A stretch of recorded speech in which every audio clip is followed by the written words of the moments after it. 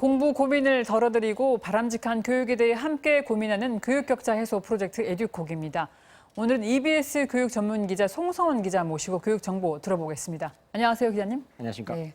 우리가 지난번에는 수면 아래에 있었던 고의 얘기했었죠. 네, 그랬죠. 오늘은 수면 위로 올라오실 맞습니다. 거라고. 예. 지난주에 수면 밑 얘기를 했었는데요. 이번에는 수면 위에 있는 고3들의 이야기, 특히 수학 능력 시험에 대한 이야기를 준비해봤습니다. 예, 고3 얘기 사실 어제도 했거든요. 이번에 학습 결손으로 고3 수능 시험 부담도 역대급이다. 그런 말씀 해주셨는데 오늘은 다른 얘기를 좀 또 준비하신 것 같습니다.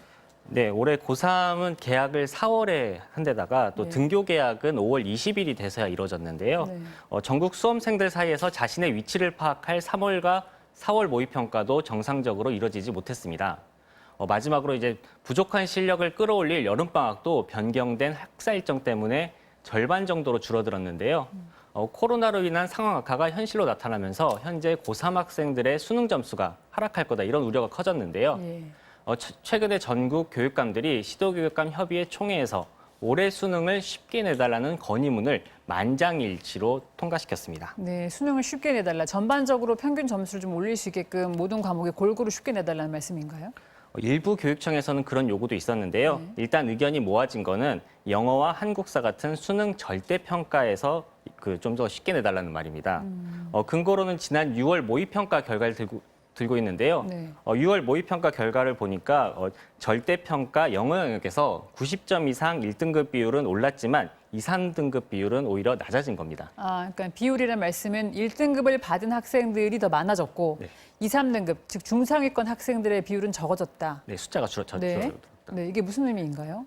그러니까 수능 만약에 영어 영역이 쉬웠다고 하면은 예. 1, 2, 3등급이 동반적으로 이제 비율이 올라가야 된다. 그러니까 네네. 숫자가 많아져야 하는데 네. 이번에는 1등급 비율만 올라가고 2, 3등급 비율은 오히려 떨어졌다는 겁니다. 네, 그럼 2, 3등급을 차지하고 있던 학생들의 성적이 더 내려갔다는 말씀인 맞습니다. 거죠? 네. 그러니까 중상위권을 차지하고 있던 학생들이 하위권 성적을 받았다는 건데요. 이게 문제가 되는 게 최상위권 학생들은 보통 재수생을 예. 포함한 N수생, 졸업생들이 많이 차지하고 있는 게 아. 그렇기 때문에 이제 재학생들의 성적이 그만큼 전반적으로 낮아졌다, 숫자가 줄어들었다 이렇게 표현할 수가 있는 겁니다. 즉 코로나 때문에 학습 결손이 있었으니까 이것이 절대평가를 하는 영어에도 반영이 됐고 그래서 수능을 쉽게 내달라고 주장을 하시는 거군요. 네, 맞습니다.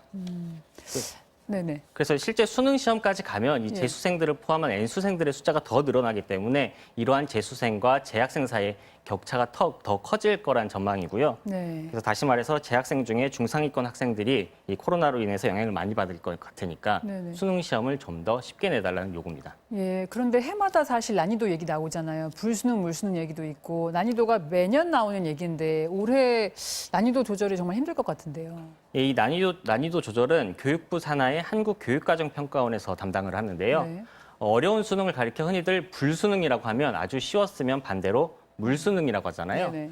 예, 그래서 불수능 때는 중상위권 이하 학생들이 어려움을 겪고 물수능 때는 우리가 변별력이라고 하는데 예. 이 변별력이 떨어져서 대학이 학생을 선발하는데 매우 어려움을 겪습니다. 예. 평소 우수했던 학생들이 실수 한 번으로 대학 이름이 마구 바뀌기도 하고요. 그래서 늘 적정 수준의 난이도를 유지하는 게 일종의 정책 목표가 되는 겁니다. 예, 난이도 조절이 있을 수밖에 없다는 말씀인데 조절은 앞으로 어떻게 할 예정인가요? 어떤 식으로 조정을 하나요? 예, 보통 지난해 수능 시험 결과와 교육과정평가원이 출제하는 6월과 9월 모의평가를 통해서 응시생들의 수준을 가늠합니다. 네. 여기서 킬러 문항, 그러니까 학생들의 오답률이 높아질 그런 고난도의 문제를 얼마나 출제될지가 결정이 되는데요. 어려운 문제요. 네. 네. 만약 모의평가 성적이 고르게 높게 났다 그러면은 실제 수능에서는 이 킬러 문항이 좀 더 많이 출제가 될 수 있다 이렇게 예상할 수가 있는 겁니다. 예, 이제 모의평가 9월 성적에 따라서 점수에 따라서 이제 어려운 문제가 많아지기도 하고 줄어들기도 할 텐데 이 교육감들이 요구하는 쉬운 수능이 정말 이루어질 가능성이 있는 건가요? 교육과정평가원의 입장이 중요할 텐데요. 네. 교육과정평가원의 공식적인 입장은 인위적으로 쉬운 수능은 출제하지 않겠다는 겁니다. 근거로는 최근 치러진 6월 모의평가에서 졸업생과 재학생 사이의 격차가 지난해와 비슷하다는 걸 들고 있는데요. 예. 적어도 수치상으로는 올해 고3이 더 불리하지 않다는 게 확인됐다는 겁니다. 또 영역 전체적으로 등급 분포 비율을 봤더니 주목할 만한 아주 큰 변화는 없었고 적절한 난이도라고 평가됐던 지난해 수능과 비슷했다는 겁니다. 또 오는 9월 모의평가에서도 비슷한 상황이 이어진다면 결국 지난해 수준의 난이도로 수능이 출제될 가능성이 큽니다. 네, 근데 사실은 잘 이런 설명이 납득이 안 되는 게 어제 나오신 윤인구 선생님께서는 재수생, N수생의 비율이 서울대 같은 경우는 60% 정시에서 그리고 연고된 70, 80% 이런다고 했는데 재수생과 별 차이가 없었다는 말씀은 조금 상반되는 것 같아요. 어쨌든 쉬운 수능의 요구가 나오고 있는데 쉬운 수능이 되면 실제로 고3 혜택을 입긴 하나요? 네, 실제로 수능이 쉽게 출제되면 고3 혜택이 보느냐 그게 가장 예, 예. 중요한 질문인데요. 네. 전문가들의 공통적인 의견은 지금까지 수능 난이도에 따른 재학생과 재수생의 유불리를 따져봐도 유의미한 차이가 없었던 겁니다.